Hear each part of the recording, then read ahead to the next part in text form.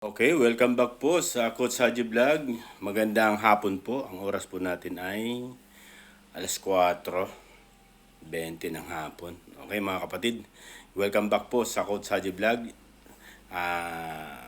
Salamat po sa mga nag-subscribe. Medyo may tagyawa tayo mga kapatid. Sa mga nag-views at saka sa mga nag-like, thank you. God bless po. Sobrang na-appreciate ko po yung mga ganon. Sobra po ako nagpapasalamat sa mga hindi pa po nagsusubscribe, subscribe na po kayo. Kung mabigat naman po yung subscription, kahit yung like na lang po. At saka comment sa baba, masaya na po ako doon. Sobrang na-appreciate ko na po yun. God bless po sa lahat. At sana pagpalain po tayo ng Diyos ng ating lumikha sa atin at buong pamilya natin. Ingatan lagi. Okay mga kapatid, ang ating tatalakayin at bibigyan natin ng reaction at opinion, abot lang ng ating maabot na ating makakaya. Ito yung reaction lang po to ha, at opinion lang po natin. Malaya naman po tayo bilang mamamayang Pilipino ay mayroon po tayong kanyang-kanyang opinion. Okay po. Ang tatalakayan natin yung tungkol kay Kwan sa kaganapan do sa, 'di ba? Karugtong no aking na video regarding do sa opinion ko do sa paggawa ng books ni Vice President na kinu-question po yan eh. Kasi sa pagpapaprint po doon ng books na yan, yung gawa ni Vice President ay kung siya, almost 10 million ang magagastos doon. Re-reaction na natin po yon. Tapos yung bakit nga ba nag-iba yung ihip ng hangin kasi binalata ng buo yan eh si Senator Riza Ontiveros ng Vice President, yung mga kaganapan, kasi, di ba, nagkuha na yan eh. Kumbaga, kailangan niya na magsalita. Karugtong po nun ay bibigyan din natin ng reaction. Bakit sa ngayon, sa kasalukuyan, wala na po tayong naririnig kay Riza Ontiveros regarding doon sa pagiging anti-Marcos niya nung panahon. Almost 13 years ata ang naging anti-Marcos yan. Laman ng kalsada, lalo dyan sa Mindiola. Reaction bigyan natin ng counting opinion doon at reaction kung bakit wala na tayong naririnig regarding. Okay, unahin natin yung sa yung sa ipapublish na book, diba, na ipamamahagi sa almost 1,000 na mga kabataan na makikinabang, matututo magbasa, diba, matututong kung paano pahalagan ang isang kaibigan, diba? Kasi ganyan eh, parang ganyan eh, moral values po sa mga kabataan yan. Yung kagandaan ng books na yan, yung likha ng Vice President na libro na yan, ay doon mo nauhubog sila doon sa magandang asal. Bakit? Pagpapahalaga doon sa kung paano ang isang kaibigan, bukod doon natututong magbasa. Alam naman natin, tayo dito sa ating bansang Pilipinas ay napag-iiwanan na regarding doon sa edukasyon ng mga kalapit bansa natin. Grade 4 o ano pa mang antas ang naabot ng mga kabataan ngayon na mababa, hindi pa marunong magbasa masyado. Nakakapagbasa pero parang hirap na hirap. Kaya maganda yung nilikha niya yan na para magbasa, tapos bukod doon nag-i-encourage din po doon sa paglilikha ng mga kwento. 'Di ba? Kasi siya ang nagkwento niyan, kaya kino-question nga lang doon sa libro na 'yan. Marami daw na pwedeng unahin bakit yung libro na 'yan, 'di ba? Nagagastos ng 10 milyon doon sa pagpapublish lang, pagpapagawa sa sa imprentahan. Estimate lang po, rough estimate po nila, pero hindi pa naman pinal. Papalo siya ng 10 million yung gagastusin sa pagpapagawa. Pero dahil may bidding pa po na yun, sabi ng spokesperson ng Vice President, baka bumaba pa. Baka makuha pa ng mga 5 piso or gano'n. Para kwan lang naman niya. Pero totoo na talagang doon, siyempre wala naman, di naman ibebenta po yan di ba? Ang magiging bayad lang doon sa pagpapagawa ng libro sa isang publication o sa gumagawa ng mga libro, di ba? Yun ang babayaran niya. Pero hindi ibebenta sa mga kabataan, ibibigay lang ng libre. Pero kino-question nila po kasi yan, yung tungkol doon. Dahil sa gagastos nga naman 10 milyon, di ba? Pero napansin nyo mga kapatid, yung paglikha ng mga libro na yan ay naguhubog sa mga kabataan para matutong magbasa, matutong gumalang at rumespeto bilang sa isang kaibigan. Natututo sila magpapahalaga. Napansin nyo? Tapos bukod doon, makakapag-isip yung mga kabataan kung paano lumikha ng isang kwento. Kasi parang doon yun ang pinararating doon sa kwento na yan, mag-iisip sila, pwede naman sila gumawa ng kwento. Ibig sabihin, malaking pakinabang. At hindi lang po ngayon ang pakinabang niyan. Habang panahon na po yan, habang nandiyan yung libro, mapapakinabangan ng mga kabataan. Pero napansin nyo mga kapatid yung 10 milyon na yan, sinisilip nila yan. Ganyan. Pero, tingnan nyo mga kapatid yung SONA. Balik lang tayo, segue lang tayo doon sa SONA. Magkano ginastos sa SONA? Isang araw lang po Wala pa isang araw yan. 20 million. Kinain lang po yun, di ba? Kinain lang yun sa SONA. 20 million. Isang araw lang ginastos. Samantala yung libro na ginawa, nilikha, maraming matututunan, maraming ma-encourage mo yung mga kabataan na matuto magbasa. Yun nga, na inulit ko. Pero, kagandahan doon, habang nakikita nila yung libro na yan, matututo sila, di ba? Pero yung kino-question nila, di ba, katulad nga ni Senator Risa Intoberos, sabi niya, taon-taon naman, di ba? Inaalam namin yung mga budget, lalong higit doon sa Vice President, taon-taon naman yan. Talagang, kasi ang sabi niya doon sa interview niya, para malaman namin kung paano ginagastos yung mga nakalaan na budget sa bawat departamento, lalong higit sa Vice President, taon-taon naman yan, kaya dapat hindi na nagtataka. Kasi karapatan nila bilang senador para malaman kung saan-saan ginamit yung mga gastusin na yan, di ba? Pero hindi natin, mga kapatid, nakita natin, di ba? Na taon-taon, tama naman po yun. Pero tingnan mo, sa kanila, di ba? Mayroon ba, di ba, yung ginastos nila? Nagkaroon ba sila ng accountability dyan? Nagkaroon ba ng reporting sa COA? Wala, di ba? Kaya nga sabi ko nga, yung gastusin na ganyan, samantalang yung kay Vice President, nasa COA po yan, may reporting yan. Pero sa kanila, di ba? Wala silang reporting yan sa COA. Kumbaga, kwan lang yan.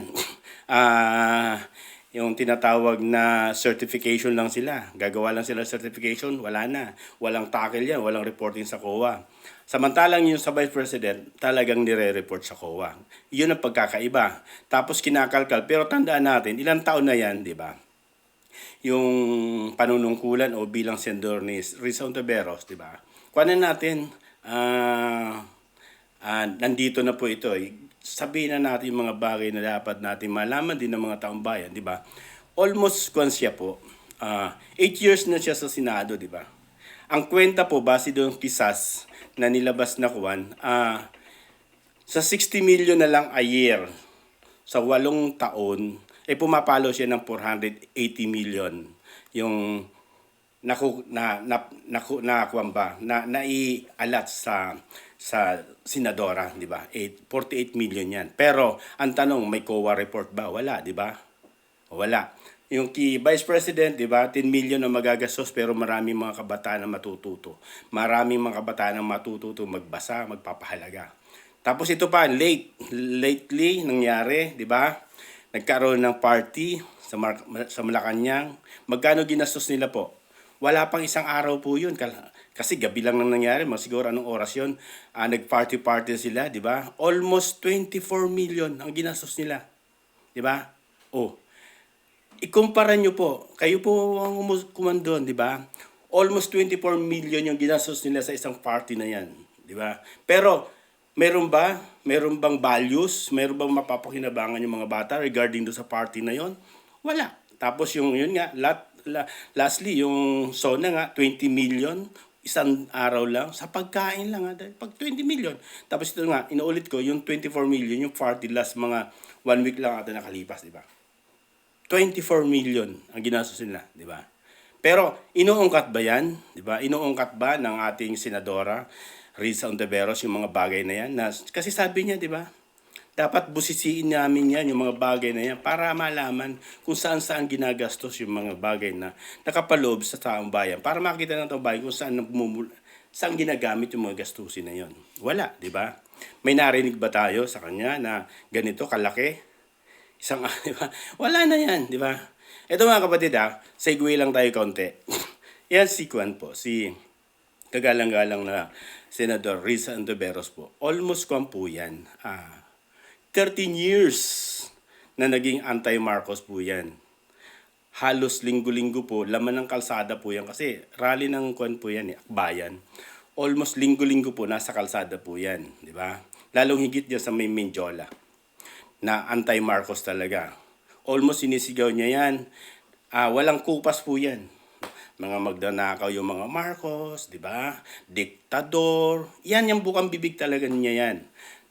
Nung hindi pa kwan pa yan. Di ba? Kasi senador na ngayon. Bakit noon nangyari yung mga ganung bagay na nangyari, di ba? Na almost 13 years na naging, di ba? Anti-Marcos, di ba? Halos sabihan niya yan ng Marcos na salot ng Pilipinas, di ba? Mga diktador, mga magnanakaw. Diyan, nagmula sa kanya yan. Bakit ngayon mga kapatid, di ba, yung mga ganon, na sa ngayon hindi mo na maririnig sa kanya yun. Sa panahon na ngayon ng administration. Ang sinasabihin niya noon, yung Marcos Sr. noon, di ba? Marcos Sr. Laman ng kalsada po sila niyan. Ngayon naman Marcos Jr., wala ka na pong maririnig sa kanila niyan. Lalong higit dito kay Senador Risa Ontiveros po, di ba? Wala ka na maririnig na kung ano-anong bagay na regarding do sa mga ginagawa ng kasalukuyang administrasyon. Kung may mali ba o wala. Bakit? Tanong po kung bakit wala na tayo. Para bang nag-iba ng ihip, di ba? Para nag-iba ng ihip ng hangin, di ba? Nag-iba na po. Bakit wala na tayo naririnig? Bakit? Tanong. Kasi nga po, di ba? Ang nangyari po pala talaga, ito, di ba? Oo nga naman, di ba? Unawain natin siya sa ngayon. Unawain natin siya kung bakit wala na siyang naririnig. Wala na tayong naririnig sa kanya. Kasi unang-una, di ba? Tama nga naman. Bakit nga naman siya magkakaroon ng kritisismo sa kasalukuyang administrasyon? Di ba? Wala na tayong naririnig. Bakit? Ay kaya pala, di ba? Yung kanyang kapatid po pala na-assign o na-appoint. Ayan, ito po. Di ba? Kasama po ang ating bibig. Na-appoint sa kwan. Kapatid niya po yan si Ginggay Ontiveros Malvar.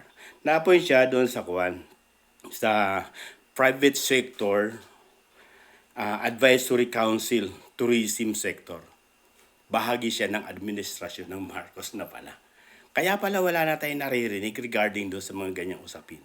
Bakit? Ay nandun nga pala yung kapatid niya po, di ba? Na-appoint na po, di ba? Alam nga naman, di ba? Kaya unawain na lang natin po, di ba? Nandiyan na sa Marcos administration, kaya wala na tayong maririnig. At bukod po dun, di ba? Di ba si Ginggay, kapatid ng Ontiveros po?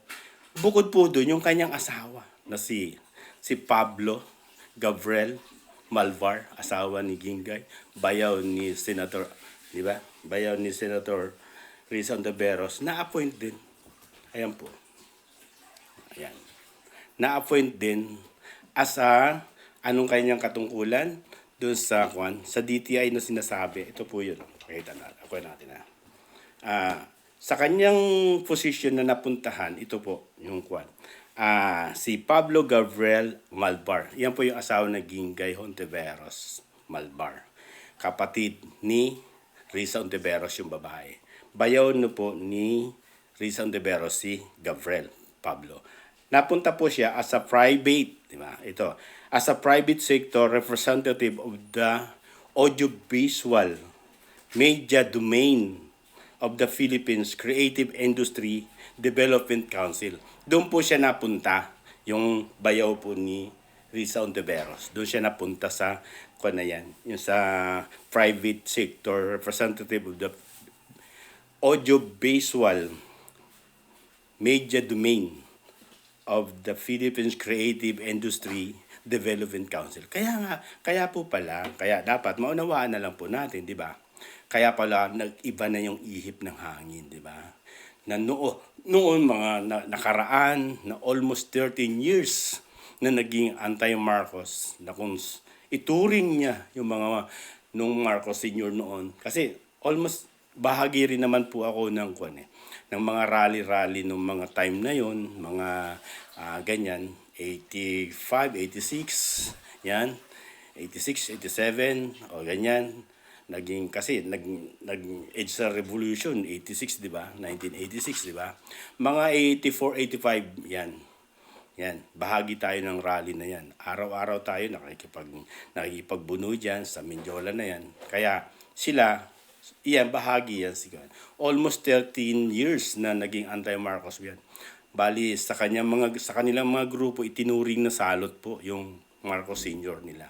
Pero bakit nag-iba ng ihip ng hangin? Ito po pala yun, di ba? Yung kanyang kapatid naging bahagi ng administrasyon, Marcos Jr., at yung kanyang bayaw na si Pablo Gabriel Malvar. Kaya pala wala po tayo naririnig na. Ito nga po pala, courtesy nga po pala doon sa nakita ko lang po ito. Courtesy po doon sa Showbiz Fanatic. Hello, pakuan lang po ha. Hiniram ko lang po yung nakita kong picture po. Tapos kay Miss Sas. Kay Miss Sas. Thank you po. Pakuan lang po. Paggamit lang po ng picture. Nakita ko lang po doon sa inyong mga binidyo po. Doon ko po nakita po yun sa Showbiz Fanatic. Thank you. Paggamit lang po. Sana wag po kayo magalit. Ano po? Okay po. Binigyan lang po natin ng reaction regarding doon. Sila po yung mga naghayag nito. Nagbigay ng ganitong sistema.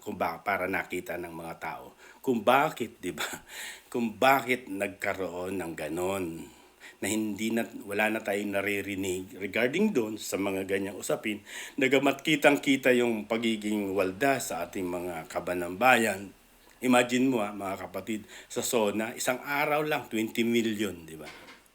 Doon nakaraang party sa Malacanang, almost 24 million. Wala pang isang araw po yun. Ginastos nila yon. Samantalang yung kanilang ini-issue regarding sa ginawang libro o books ng Vice President Duterte, 10 million po, pero maraming bata naman na makikinabang. Tingnan nyo yung kaibahan mga kapatid, di ba? Yung sa Vice President, ang iniisip niya yung pagiging hubog ng kaisipan ng mga kabataan na maging maayos, maging ang tawag nito, mapaglikha ng anuman ang gusto nila mga kwento. Bukod doon, natututo magbasa.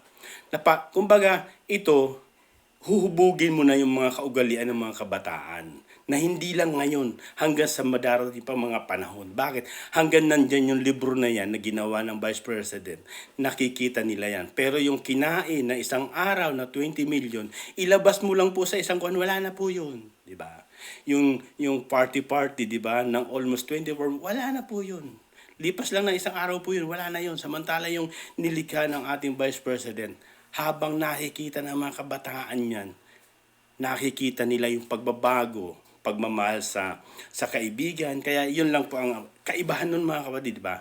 Kaya bagamat nagkaroon ng, kumbaga sabihin nila, ano daw mas mahalaga, di ba? Maraming dapat unahin. Bakit kailangan yung libro? Yun yung ginagawa nilang politika sa Vice President. Ginagawa nilang politika yung libro na yon. Bakit? Kasi nga daw, di ba? Bakit may pangalan? Naunang vlog ko, sinabi ko na yan . Bakit daw may pangalan na Inday Sara Duterte, Vice President, di ba? Bakit daw may pangalan yung libro na yon? Sus naman mga kapatid, saan ka naman nakakita ng libro na siya yung naglumikha, siya yung nag-isip, siya yung personal author, siya yung author, walang nakalagay doon? Ang labo nyo naman, di ba mga kapatid? Tingnan nyo mga kapatid siya yung nag-isip, siya yung author. Alam nga, siyempre ilalagay talaga doon. Sino ba yung author ng book na to? Alam nga naman yung ibang tao ilagay niya doon. Siyempre siya nag-isip doon, siya kanya yun. Bagamat ini-issue nila yung nagastos na 10 million sa book na yan. Nagagawin pa lang propose pa lang naman. Hindi pa nangyayari. Kasi wala pang bidding. Baka bumaba pa sa 10 million yan kung makukuha nga, di ba? Baka bumaba pa, pero ini-issue na nila yan. Bakit? Ganun nga daw. Marami daw dapat unahin. Bakit daw? Inuuna nyo po kasi yung mga party. Di ba? Inuuna nyo kasi yung pansamantalang kapakinabangan ng mga sanbayan ng Pilipino katulad ng ayuda. Diba? Inuunan ninyo yan. Bakit? Para maging mabango kayo. Ganun lang.